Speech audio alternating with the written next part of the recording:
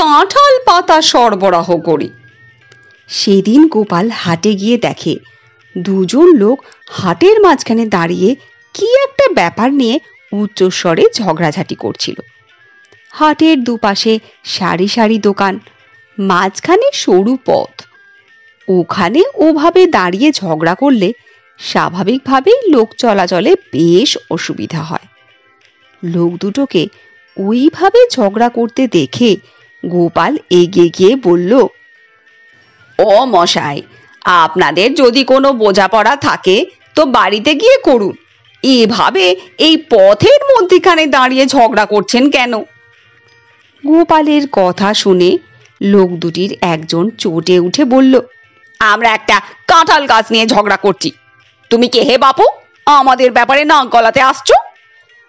লোকটির কথা শুনে গোপাল হেসে বলল, কাঁঠাল গাছের ব্যাপার বলেই তো আমি নাক গলাচ্ছি।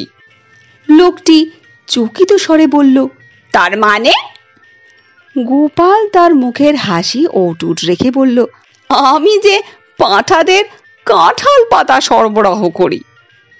গোপালের এই কথায় প্রচন্ড ক্ষেপে গিয়ে দুজন লোকই এক স্বরে বলে উঠল, কি, তুমি আমাদের পাঁঠা বললে?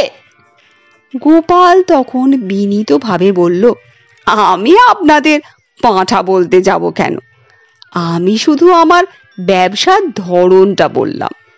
তবে আপনারা যদি দয়া করে নিজেদের ওরকম ভেবে নেন তাহলে আমার কিছু করার নেই।